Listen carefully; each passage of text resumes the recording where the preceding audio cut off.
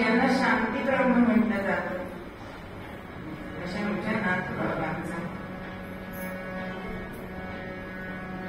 इतकं त्यांचं श्रेष्ठत्व आहे की हे संत पंचायतून झाले ते म्हणजे ज्ञानेश्वर महाराज, नामदेव महाराज, तुकाराम महाराज, एकनाथ महाराज आणि समर्थ रामदास असं हे संतांचं पंचायतन आहे. आणि यांच्यामध्ये त्याला असं दिसतं की नामदेव आणि ज्ञानेश्वर हे समकालीन आहे, समर्थ आणि तुकोबा हे समकालीन आहे. पण नाथांच्या वेळी समाजाची सगळी जी परिस्थिती होती ती सांभाळायची एकट्यावर जबाबदारी पडली. म्हणून भागवती दिला खांब असं म्हटलं जातं. हे जे भागवत धर्माचं मंदिर आहे त्याला खांब देण्याचा, आधार देण्याचा दायित्व कोणी स्वीकारलं असेल तर ते आमच्या नाथबाबांनी. त्यांचं वर्णन करताना कवी म्हणतात, श्री एकनाथ सदनी, श्री एकनाथ सदनी, माधवजी सर्व कामधी करितो, स्वतरे चंदन काशी, स्वतरे चंदन काशी, गंगेचे पाणी आवडी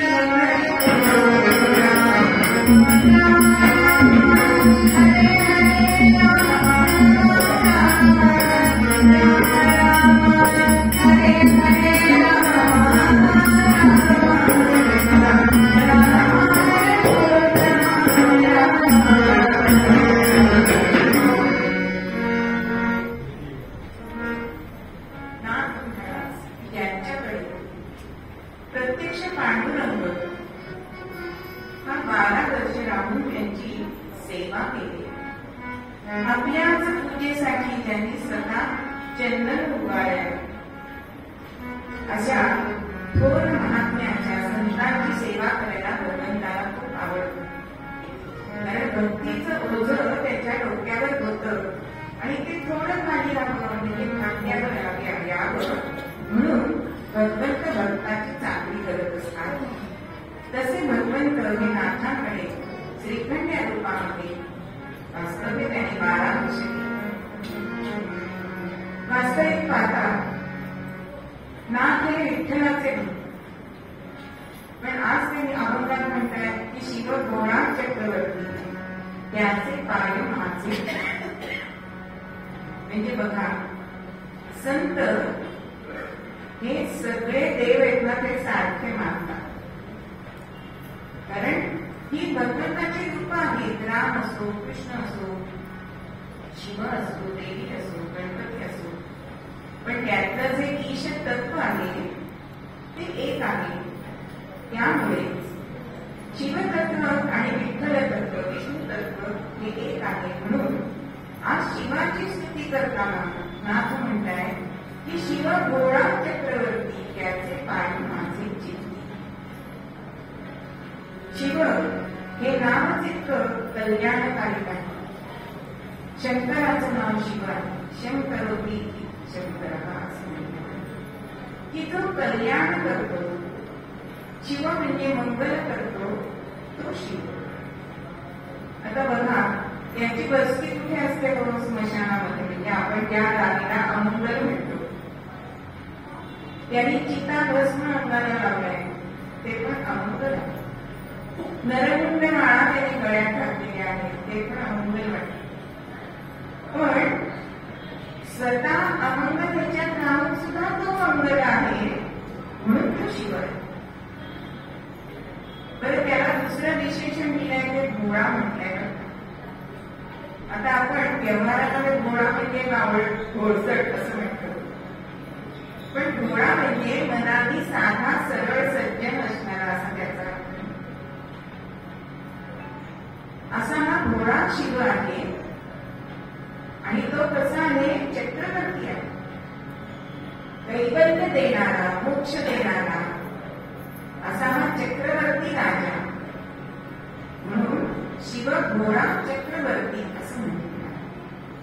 मग शिवाची अनेक नावं आपल्याला ज्ञात आहेत. की सदाशिव हे त्याचं नाव आहे. सदा म्हणजे सतत, सतत जो मंगल करतो त्याला सदाशिव असं म्हणतात. त्याचं एक नाव आशुतोष सुद्धा आहे.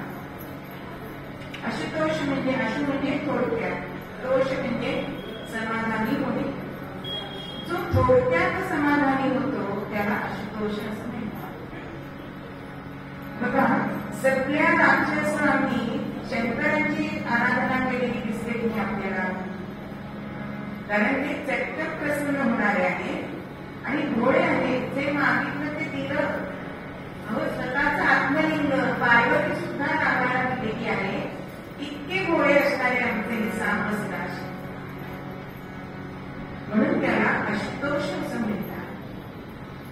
भक्तांना वरदान देताना मागचा पुढचा विचार करत नाही. आपल्याला भस्मासुराची कथा माहिती आहे की दररोज शिवशंकरांची पूजा करताना त्यांना भस्म लागायचं. आराधना केली आणि शिवांना प्रसन्न करून घेतलंय आणि वरदान काय मागितलंय की ज्याच्या मस्तकावर मी हात ठेवी त्याचं भस्म तथास्तु म्हटलंय. शंकर अंतर्धान पावले आणि या भस्मासुराला कोण वेंढ्याचे नारळ म्हणून भेटले. एवढ्या आनंदात कुठे चाललायस म्हणून झालेली वरदान मिळाल्याचे सांगितलंय. आणि भस्मासुराच्या मनात असं की नारदांच्या पुस्तकावर दाखवून बघावा की वर खराब होतोय का नाही. पण नारद आमचे चतुर येतो. ते म्हणताय अरे ज्यांनी वरदान दिलं ना त्याच्याच मस्तकावर हात ठेवून बघ ना. पटलंय. आणि मग शिवांच्या पाठीमागे लागले. म्हणजे वरदान दिलंय आणि थोडस फसल्यासारखं झालंय. आणि मग शिवांच्या मदतीला आमचे विष्णू येतात नेहमी. आणि मग मोहिनीचं रूप घेतलंय. आणि मोहिनीकडे बघून आपण कशासाठी आला हेच हा विसरून गेला. आणि तिला विचारलं माझ्याशी विवाह करशील का, माझी होशील का. तेव्हा तिने सांगितलंय की माझी एक अट आहे की मी जसं नृत्य करेन तसं नृत्य जो कोणी करेल त्याच्याशी मी विवाहबद्ध होणार. आता भस्मासूर कामातून झालेला आणि नृत्य करायला काय हो काही हरकत नाही. आणि म्हणून मोहिनीला तर म्हटलंय आणि मोहिनीसारखं नृत्य करायला सुरुवात होती. मोहिनीने पदन्यास सुरू केलाय. हाताच्या हस्तमुद्रा सुरू केले आणि नृत्य करता करता आपलाच हात आपल्या स्वतःच्या मस्तकावर ठेवलाय. आणि तीच कृती भस्मासुराने केली आहे. आणि स्वतःच्या डोक्यावरती हात ठेवल्यामुळे त्याचं भस्म होऊन गेले. म्हणजे सांगायचं काय की भोळा शंकर याच्यासाठी की मागचा पुढचा विचार न करता जे आपल्या भक्ताला हवे ते देणारे असे हे शिवशंकर. म्हणून असा हा शंकर तुम्ही पूजा म्हणजेच त्याचे पाय आपल्या चित्तामध्ये ठेवा. शिव घोडा चक्रवर्ती त्याचे पाय माझे चित्ती. जे आपल्या चित्तामध्ये असतं ना ते खरं असतं.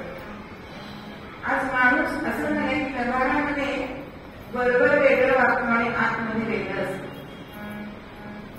पण जे चित्तात असतं ना तेच आपल्याला स्वप्नात दिसतं की नाही. म्हणून नाथ म्हणतात की त्याचे पाय चित्ती माझे चित्ती. मग ते पुढच्या चरणामध्ये आपल्याला सांगताय की माझे वदता शिवनाम बाधित त्याला क्रोध नाम. आता क्रोध आणि नाम हे शत्रुत्वचे दोन महत्वाचे शत्रू सांगितलेले आहेत. कारण ह्याच्यामुळेच आपल्याकडनं पाप होत असतात. मनात काम आला की आपली वासना तिथे जाते, मन तिथे जातं. आणि मग ती इच्छा जर पूर्ण झाली नाही की मग क्रोध येतो. आणि क्रोधातून आपल्या हातून पाप केलं जातं. म्हणून ते पाप आपल्या हातून व्हायला नको असेल तर काय करायला म्हणतात की शिवाचं नाव सतत वाचेही घ्या. म्हणजे शिवनाम इतकं श्रेष्ठ आहे का? खरंच श्रेष्ठ आहे. म्हणजे हा शिव जो देव आहे ना तो पवर्ग रचिता. म्हणजे आपल्या मराठी बाराखडीमध्ये तसं पवर्ग आहे. म्हणजे प म्हणजे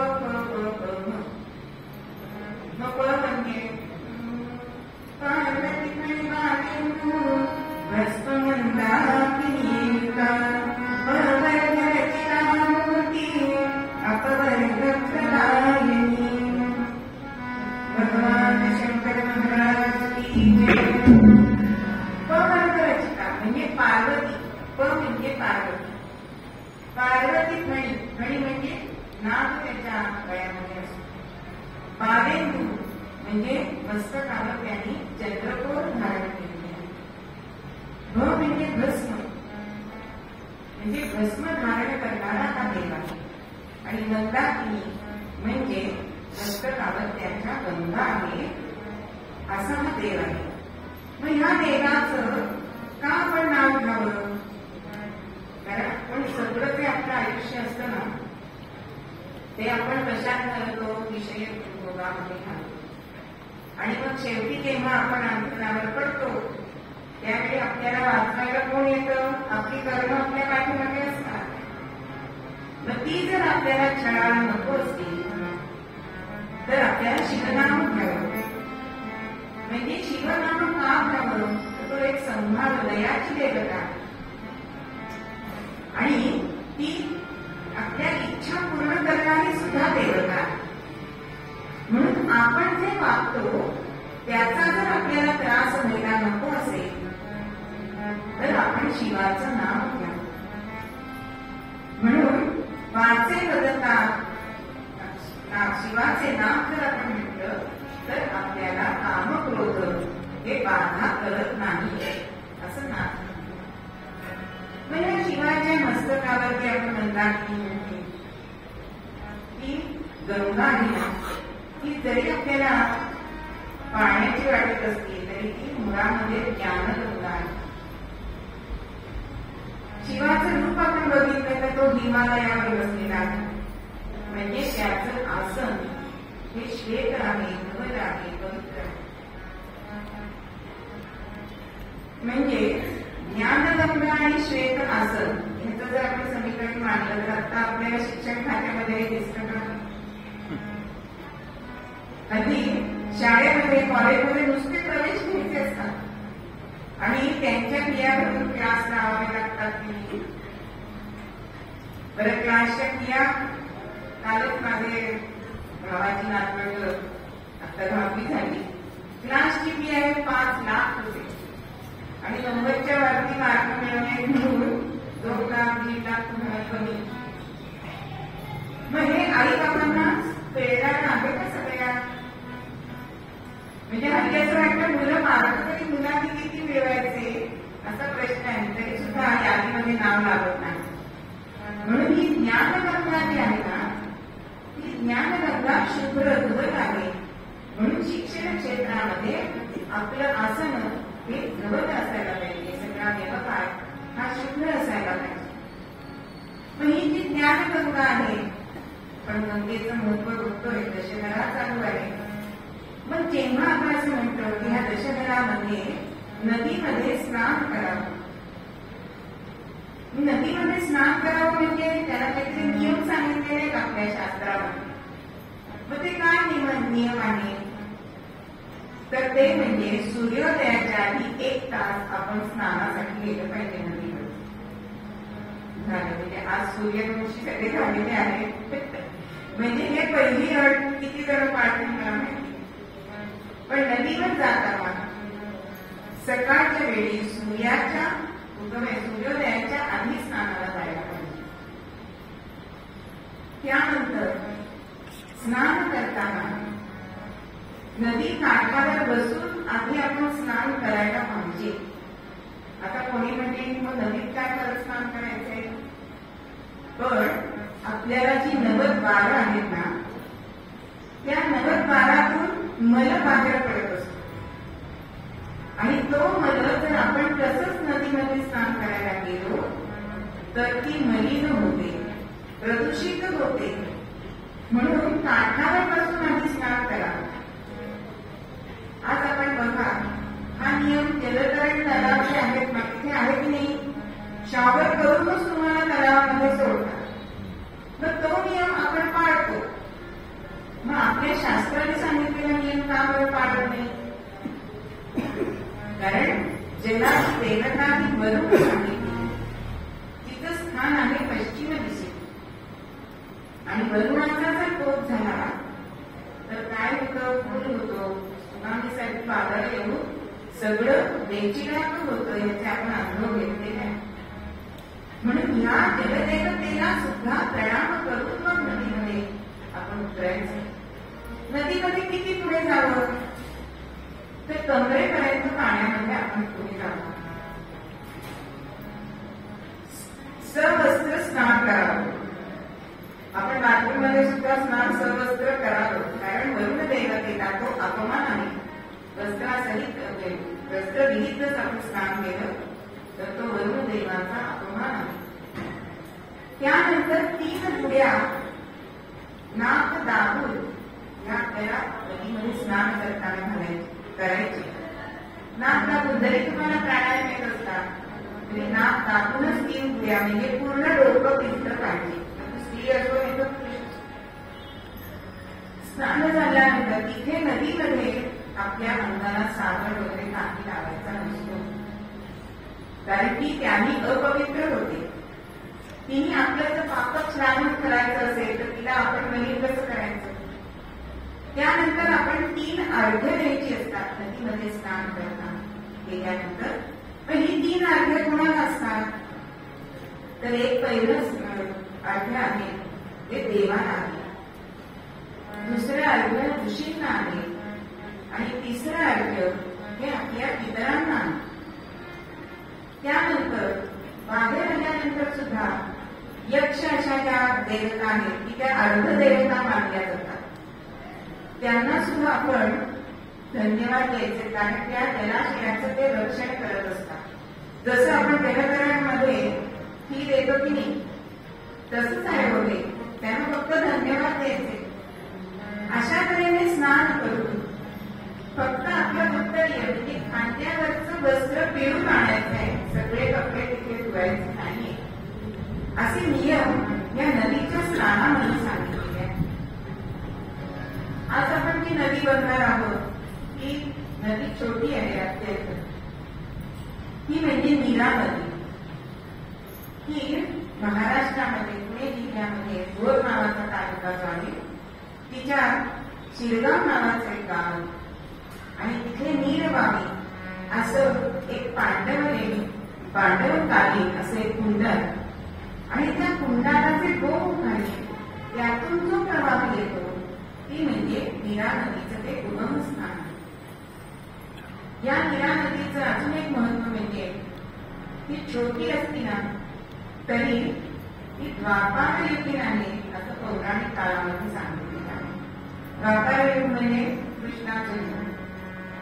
तिचं अजून एक महत्व असं सांगितलेलं आहे की जेव्हा वारी जाते त्यावेळेला माऊलींच्या पादुकांना नीरा स्नान घातलं जाते.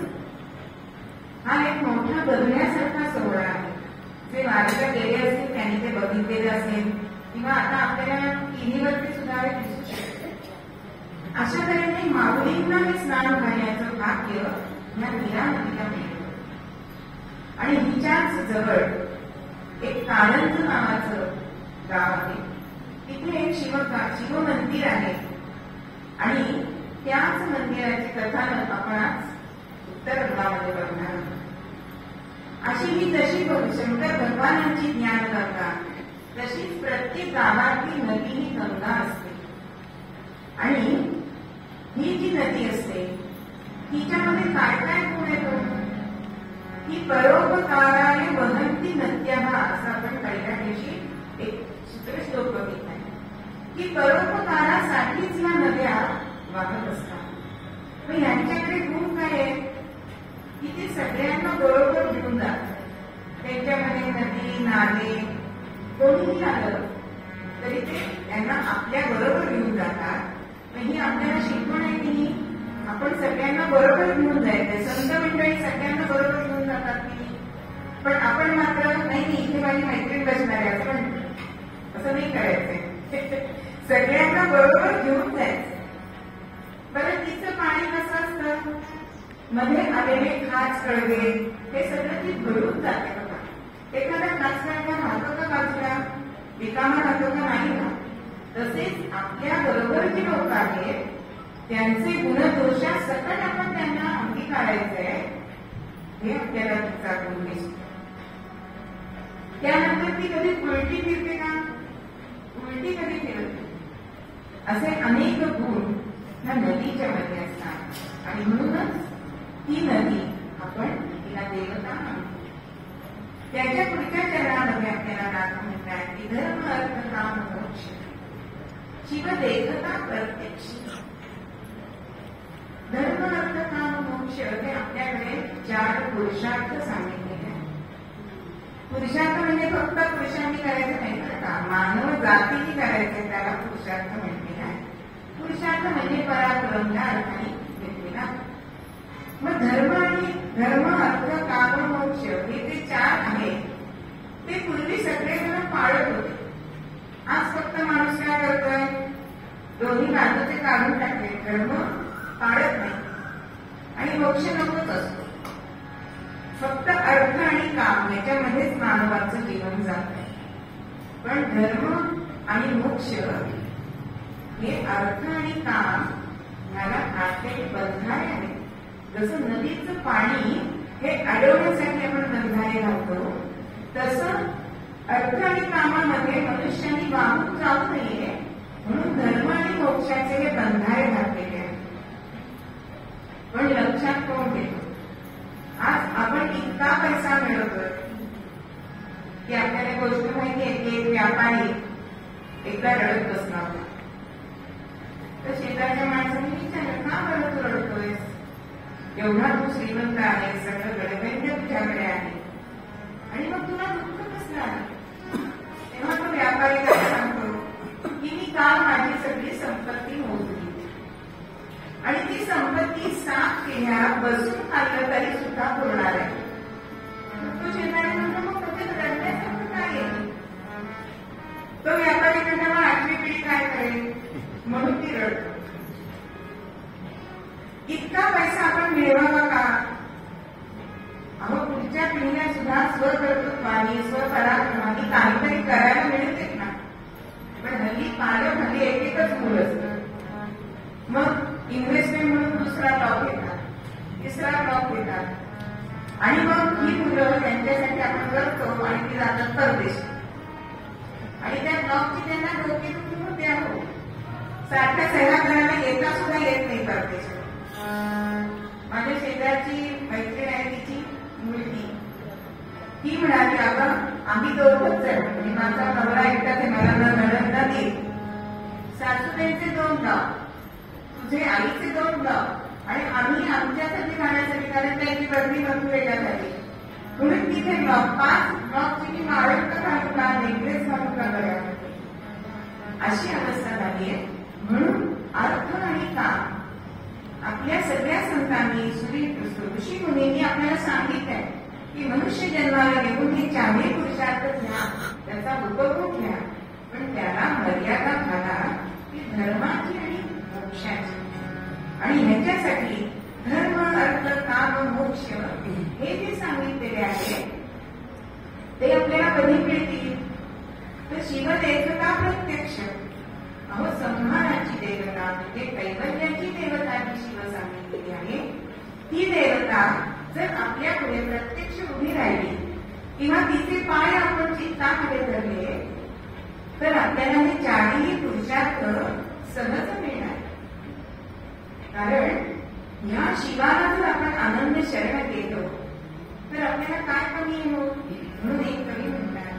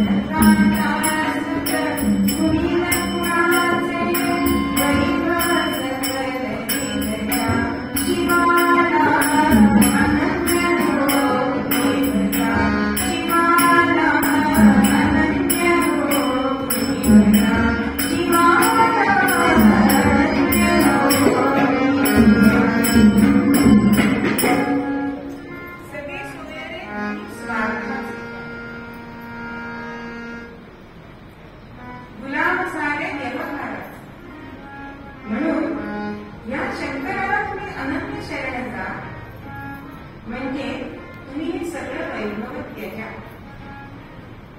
आता आम्हाला कीर्तनांना बाहेर जावं लागतं आणि मग हल्ली पुण्यात गेलं ना की 200 रुपयाशिवाय रिक्षाशिवाय मार्गच. मग किंवा आपण कधी गेलो तिथे एवढे पैसे खर्च करू. माझ्या मैत्रिणींनी मला सल्ला दिला, म्हणाली स्नेहलता आता रिक्षाशिवाय यायचं नाही बरं का कुठे पण कीर्तन असतं तर. हा तर काय होईल, आपल्या तुमच्या मुलांना 50,000 तरी मिळतील, पण आता आपण उपभोग घ्यायचंय, आपण बचत करून थांबलेला आहे. म्हणून धनकांता कुणी नसणार. म्हणून आपल्यासाठी आपण आता खर्च करायचं वय हे 60 नंतर आहे. ते आपण कमवलेलं आहे त्याचा उपभोग घ्या. उपभोग विषयाचा उपभोग घेणं म्हणजेच काम. म्हणून धर्म अर्थ काम मोक्ष हे जर आपण प्रत्यक्ष शंकराला आपण त्याच्या पाय आपल्या हृदयामध्ये ठेवले तर आपल्याला सहज घे. म्हणून एका जनार्दनी शिव हा काय करणार आहे, तो जर आपण मनामध्ये आपल्या घ्यायला तर एक कवी म्हणतात,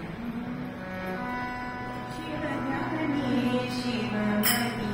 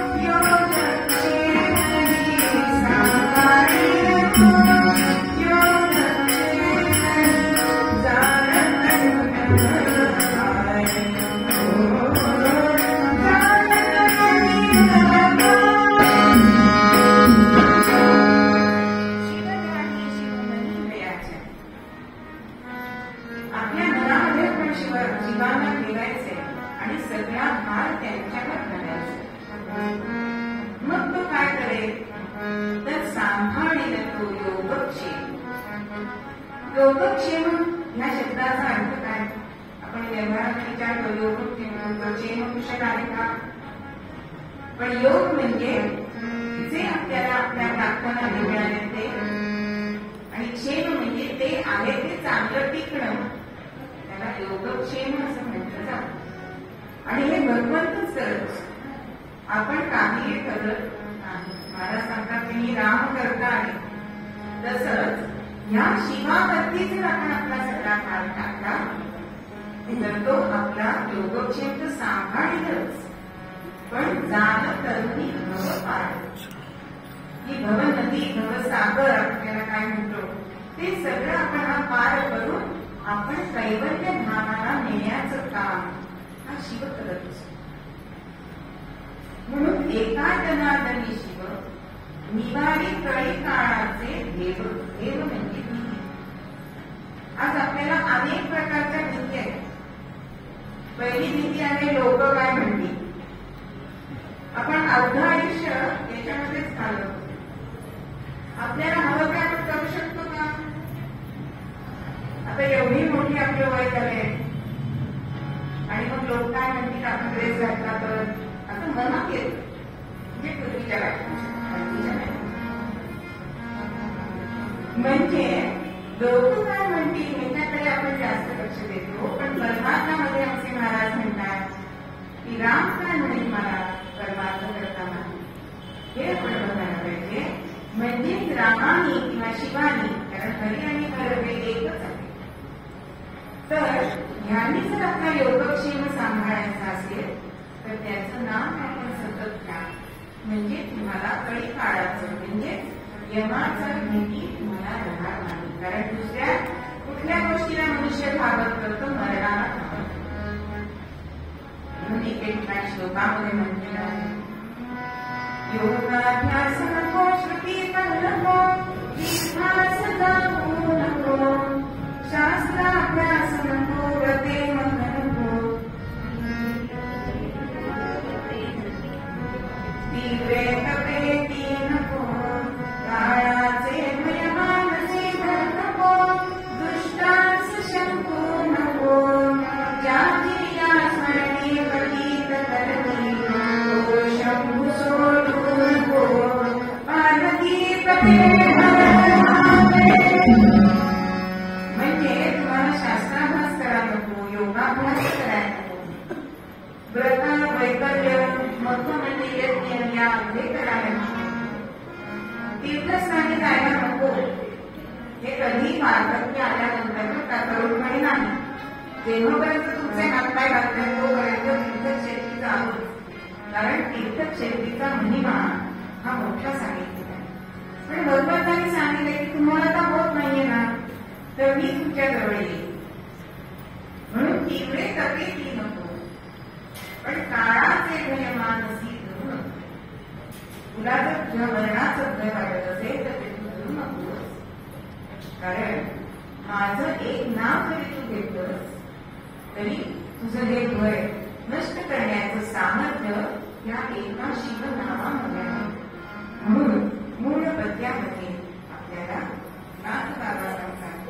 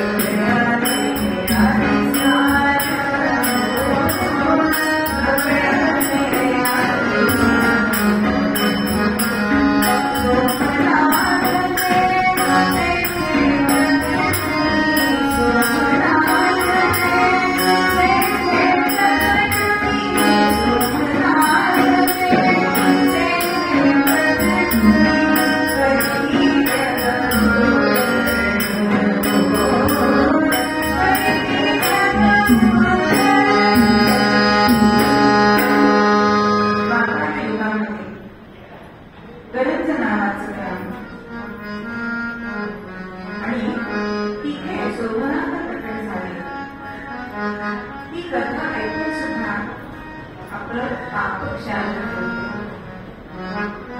कथा गमती दिवस जर आता पुरुष संत झाले म्हणतात स्त्री संत झाले म्हणून आजचं हे चरित्र अशा रामचरणच्या गावामध्ये गवळ्याचे आधी स्थान होते.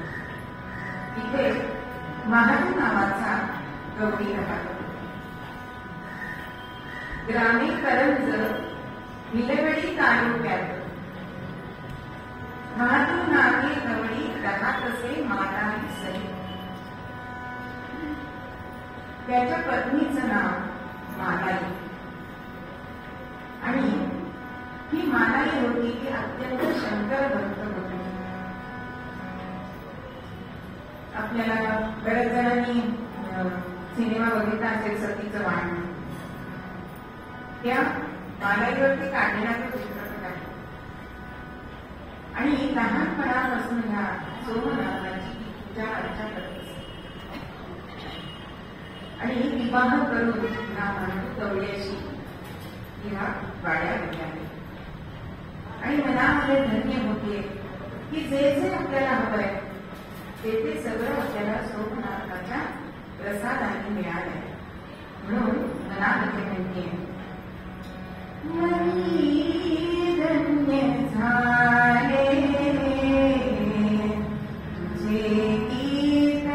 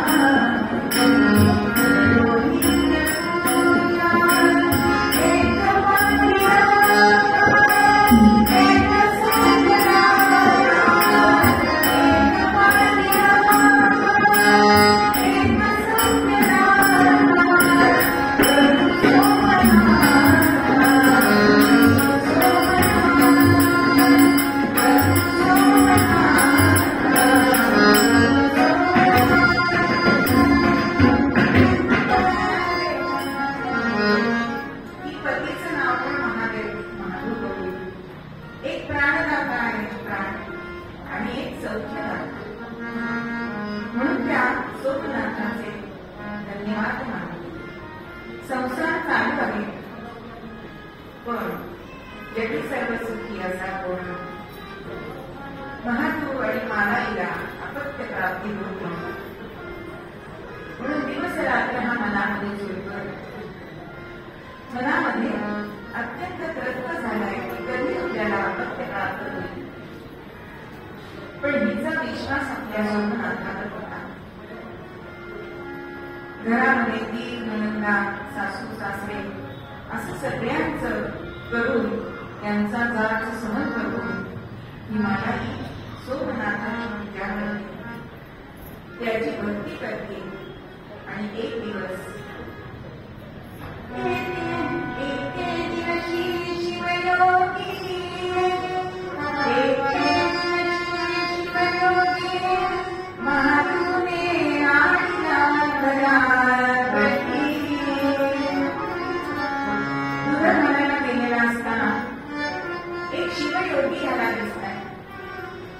असं वाटलं की ह्याला आपल्याकडे याची आपण सेवा करावी म्हणजे आपल्या मनात जे इच्छित आहे ते आपल्याला प्राप्त होईल. आणि त्याशिवाय योग्याला त्या माधुरी घरी आणल्या. घरी आणल्यानंतर हल्ली जसे कायदांचे चेहरे वाकडे होतात. कोणी घरात आणलं की चेहरे वाकडे मला सांगायचं तरी आधी असं म्हटलं जातं. पण मला इथे सुद्धा या शिवयोग्याचं अतिशय आदराने स्वागत केलं. त्याला भोजन घालताय. आता या शिवयोगी आहे आणि घरातले सासू सासरे सुद्धा त्यांच्या पाया पडले आणि म्हणतात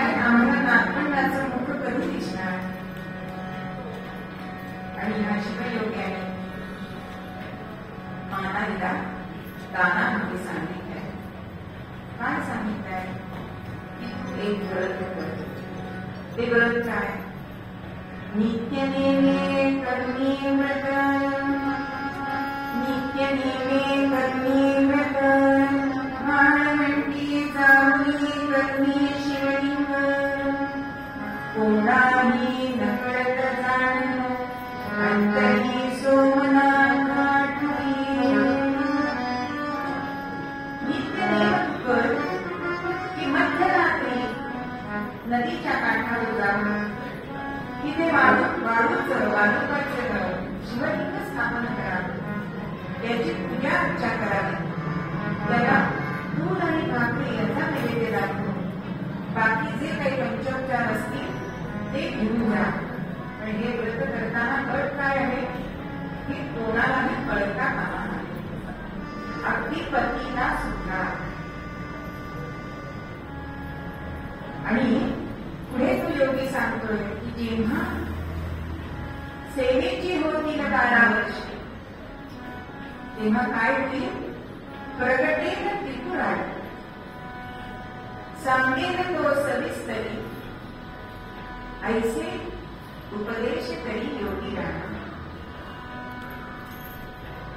हे शिवयोगी जे सांगताय की तुझ्या या व्रताला 12 वर्ष झाली की प्रत्यक्ष त्रिपुरारी म्हणजे शंकर भगवान प्रगट होती आणि पुढे काय करायचं हे तुला सांगितलं. आणि शिवयोग्याने सांगितल्याप्रमाणे तिचा नित्य नेम सुरू झालाय. पती झोपल्यानंतर रात्री उठावं, स्नान करावं, पूजेची साहित्य घ्यावं आणि नदी किनारी जाऊन वायुकेचं शाळू कापिंडी घालावी, तिची मनापासून पूजा करावी. ओम नमः शिवाय, ओम नमः शिवाय असा मंत्र जपावा. असं होता होता होता कारण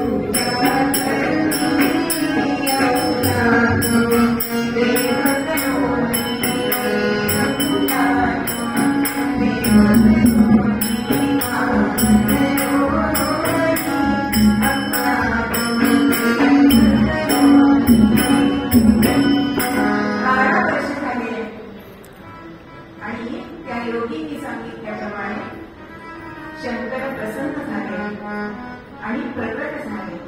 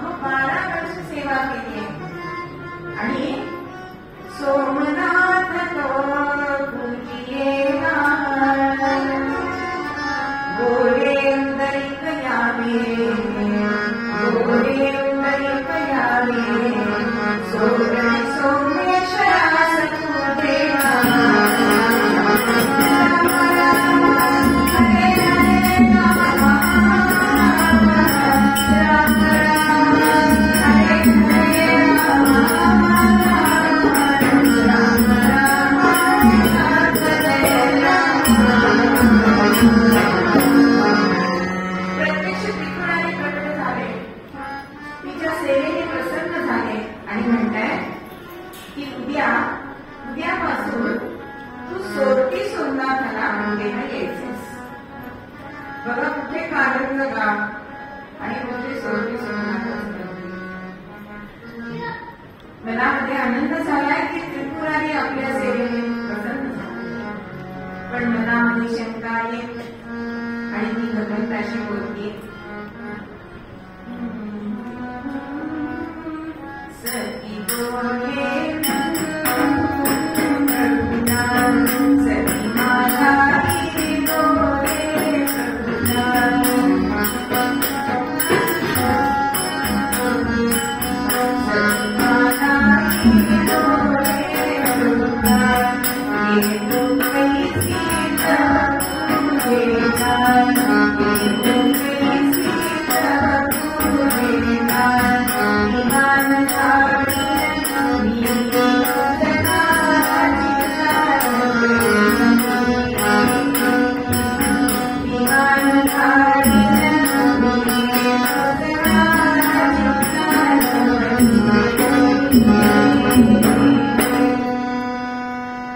मलाही म्हणते, प्रभू सोरटी सोमनाथाला मी येऊ कशी? पण प्रभू म्हणतात, तू चिंता करू नकोस, उद्यापासून मी तुला तुझं नदीच्या काठावर विमान पाठवेन. आता एक दिवस असं झालं की हा महापुरात जाग येते आणि शेजारी आपली पत्नी नाही. 2-3 दिवस असं बघितलंय आणि त्याला शंका येते की ही जाते कुठे रात्रीची. वाईट गोष्ट आधी मनामध्ये येते. त्याप्रमाणे या माधुनी तिला विचारलंय की तू कुठे जातेस, कोणत्या याराला भेटायला जातेस असं म्हटलंय. आणि अत्यंत मानाईला वाईट वाटलंय. ती म्हणते, ना तुम्ही म्हणताय तसं मी अजिबात माझं करत नाही,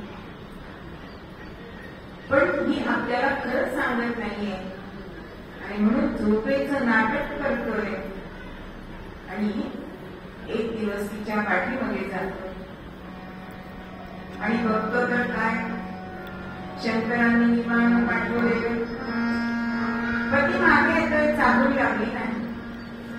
सोरटी सोमनाथाच्या इथे पूजन करायचं म्हणून घेतलेलं साहित्य घेऊन विमानामध्ये ही मालाही बसली आणि विमान उडलं.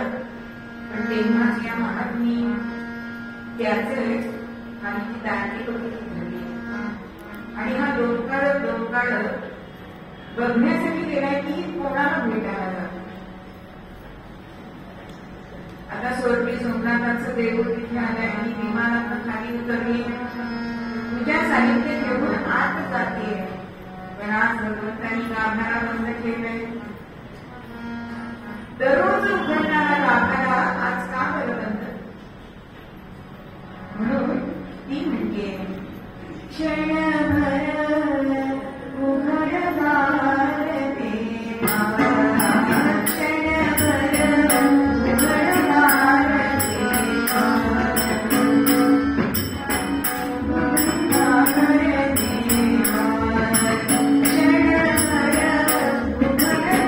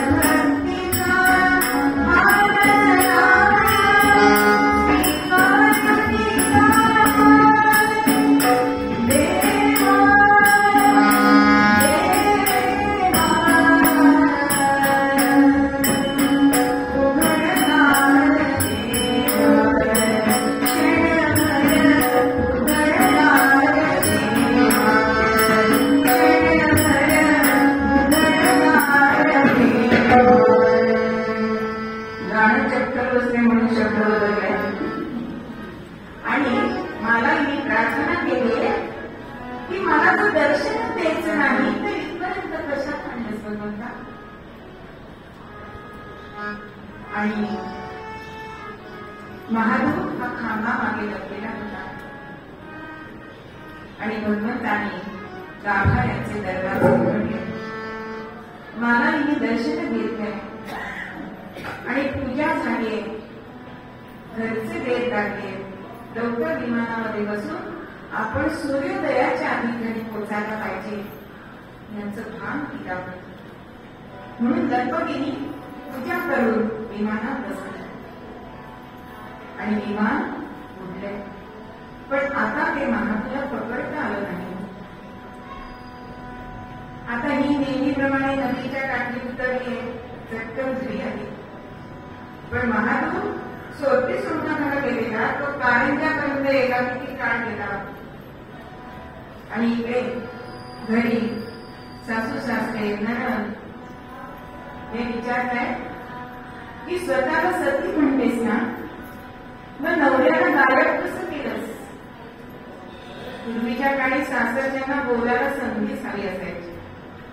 कधी सासूरवास नसतो, सुनवास असतो. मला नाहीये पण ती सांगते.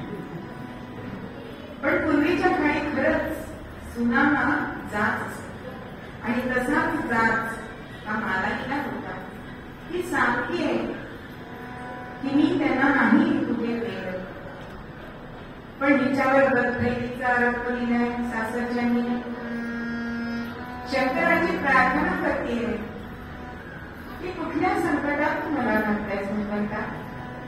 आणि स्वप्नामध्ये सोमनाथ आले आणि सांगताय की आता तुझं व्रत संपलेलं आहे, आता मीच तुझ्याकडे येतोय, पण मी नागाच्या रूपामध्ये येईन आणि तुझ्या गायीच्या चराला जातात त्या रानामध्ये एका गायीच्या सडाला मी तोड लागून दूध पिईन.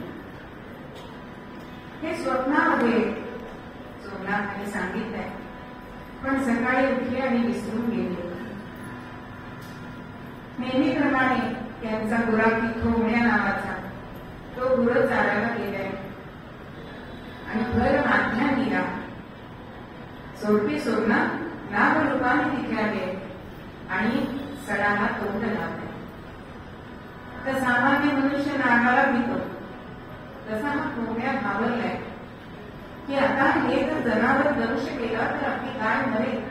आणि म्हणून हातातली जी कुऱ्हाड होती ती कुऱ्हाड त्यांनी त्या नागावर फेकली आणि तो घाव त्या नागाच्या मस्तकाला लागला.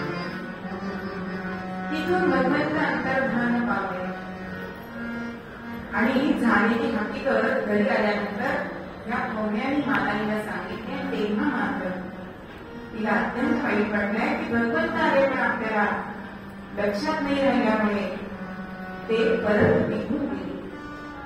म्हणून पुन्हा त्यांची प्रार्थना करते की आता मी काय करू, ज्यासाठी मी अट्टाभास केला, तुझं शिवनाम माझ्या मुखामध्ये सतत केलं. एवढी वर्ष 12 वर्ष मी तुझी सेवा केली, पण एखाद्या शुद्ध चुकीसाठी तू मला एवढी शिक्षा देणार का भगवंता? आणि मग भगवंताने सांगितलंय की जिथे मी दूध प्यायलो तिथे तुम्ही खेळून बघा, तिथे माझं पादुकामय लिंग तुम्हाला मिळेल आणि तू मला चिंता करू नकोस. आता मी बदकली म्हणून ठरवले आणि म्हणून ग्रामपंचायतीचा पंचामी असा तिला शिक्षा देण्याचं काम केलं. पण पुन्हा पुन्हा ती सांगते की मी चारित्र्यवान आहे. मी सांगते की एक माझी शेवटची इच्छा तुम्ही पूर्ण करा, मग तुम्ही मला, कारण तिला जाण्यासाठी बांधून ठेवलेलं. मी सांगते तिथे तुम्ही खडून बघा, तिथे शिवलिंग दिसेल. आणि खरोखरच तिथे खणल्यानंतर शिवलिंग प्रकट झाले आणि इथून ती जशी शंकराच्या मस्तकावर गंगा असते त्याप्रमाणे तिथून पाण्याची धार जी निघाली ती तिच्या अंगाची आग लावली, ती शमवली. आणि सगळ्यांनी त्या शिवलिंगाकडे बघून सगळ्यांनी जय जयकार केलाय.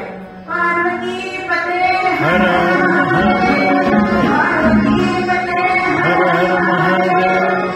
आता सगळ्यांना या माडाईची योग्यता कळली. तोपर्यंत हा प्रजापती हा गावामध्ये आहे आणि त्यांनी ही अतिशय पतिव्रता आहे आणि सोरटी सोमनाथला ती पूजा करायला जात असेल हे त्यांनी स्वतः मी डोळ्याने बघितलंय असं आपल्या आईवडिलांना सांगितलंय आणि तिच्यावरचा आरोप निघून गेलाय, ती निष्कलंक झाली. आणि आजही या कारंज्याला दर श्रावणामध्ये शंकर भगवान हे नागरूपाने तिथे येतात आणि त्यांच्या डोक्यावरती सुद्धा जी कोंबड्याने कुऱ्हाड मारलेली आहे ती खूण असते. मग तिथे ते शिवलिंग शिवमंदिर जे आहे त्या चाळुक्याला सुद्धा ती खूण आहे. आपण वाडीला जाताना आम्ही त्या मंदिरामध्ये दर्शनाला गेलो होतो, पण मीरा स्नान झाल्यानंतर थोडा वेळ असतो म्हणून आम्ही मालाईचं दर्शन घ्यायला गेलो होतो. आणि ना शंकराचं दर्शन घेण्याच्या आधी तिथे मालाई तिथे तिला बांधलेली होती, तिची तिथे समाधी आहे, तिचं दर्शन घेऊनच मला सोरटी सोमनाथाचं दर्शन घेतलं जातं.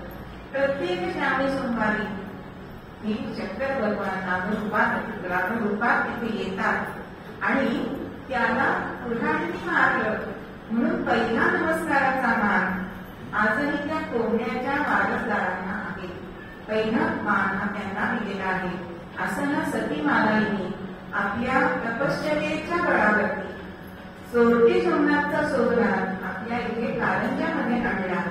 कारण का तर शिवनामही सतत आपल्या हृदयामध्ये घडलं आणि म्हणून धर्म अर्थ काम मोक्ष हे तिला प्रत्यक्ष प्राप्त झाले.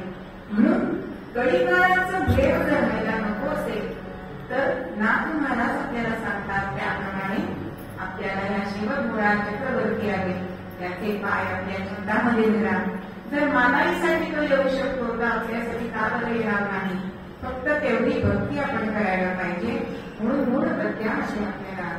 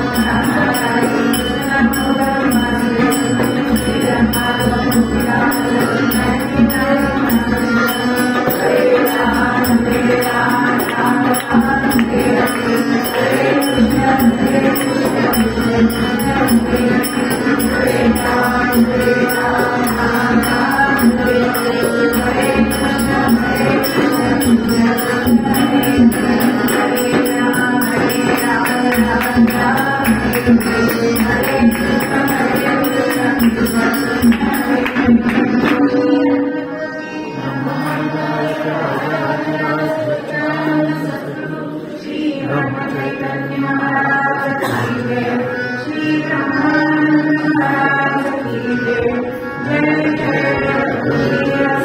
जय